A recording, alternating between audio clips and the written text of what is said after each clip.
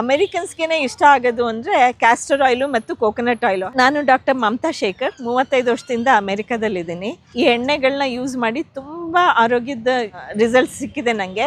ಅದನ್ನು ಪ್ರಚಾರ ಮಾಡಿ ನಾನು ಅಮೆರಿಕದಲ್ಲಿ ಇವತ್ತು ತುಂಬ ಈ ಎತ್ತಿನಗಾಣದ ಎಣ್ಣೆನ ಇಷ್ಟಪಡ್ತಾ ಇದ್ದಾರೆ. ಯಾಕೆ ಅಂದರೆ ಮೊದಲಿಂದನೂ ಅಲ್ಲಿ ರಿಫೈನ್ಡ್ ಆಯಿಲ್ ಸ್ವಲ್ಪ ಕಡಿಮೆನೇ ಇತ್ತು. ಅಲ್ಲಿ ಕೋಲ್ಡ್ ಪ್ರೆಸ್ಡ್ ಆಯಿಲ್ ಅಂತಲೇ ಎಲ್ಲನೂ ಸಿಗೋದು ನಮಗೆ.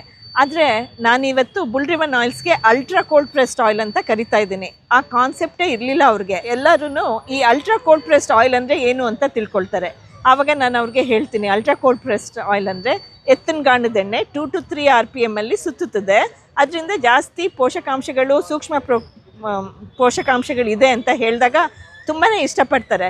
ಯಾಕಂದರೆ ಅವ್ರಿಗೆ ಈ ಥರ ಮಾಡೋಕ್ಕೆ ಸಾಧ್ಯನೇ ಇಲ್ಲ. ಎಣ್ಣೆನ ಬರೀ ಕೋಲ್ಡ್ ಪ್ರೆಸ್ ಮಾಡ್ತಾರೆ, ಅಂದರೆ ಮಿಷಿನಲ್ಲಿ ಮಾಡ್ತಾರೆ. ಹಳೆ ಕಾಲದಲ್ಲಿ ಈ ಗಾಣದ ಎಣ್ಣೆ ಅಂದರೆ ಪ್ರಾಣಿಗಳ ಮೂಲಕ ಎಣ್ಣೆ ತೆಗಿತಾ ಇದ್ದದ್ದು ತುಂಬ ಕಾಮನ್ ಆಗಿತ್ತು. ನಮ್ಮ ದೇಶದಲ್ಲಿ ಇಲ್ಲಿ ಸೌತ್ ಇಂಡಿಯಾದಲ್ಲಿ ನಾವು ಎತ್ತುಗಳನ್ನ ಉಪಯೋಗಿಸ್ತಾ ಇದ್ವು. ಅರೇಬಿಯನ್ಸಲ್ಲೆಲ್ಲ ಕ್ಯಾಮಲ್ಸ್ ಉಪಯೋಗಿಸ್ತಾ ಇದ್ರು. ಚೈನಾದಲ್ಲಿ ಡಾಂಕೀಸ್ನ ಉಪಯೋಗಿಸ್ತಾ ಇದ್ರು. ಅದಕ್ಕೂ ಹಿಂದೆ ಯುರೋಪಲ್ಲಿ ಕಾಲಲ್ಲೇ ತುಳಿದು ಮಾಡ್ತಾಯಿದ್ರು ಅಂತಲೂ ಇದೆ.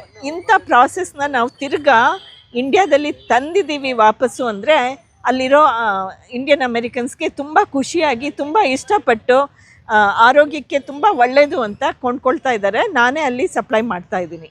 ಎಲ್ಲ ಥರದ ಎಣ್ಣೆನೂ ತಗೊಳ್ತಾ ಇದ್ದಾರೆ. ಆದರೆ ತುಂಬ ಮಾರಾಟ ಆಗೋದು ಅಂದರೆ ಸಾಸಿವೆ ಎಣ್ಣೆ.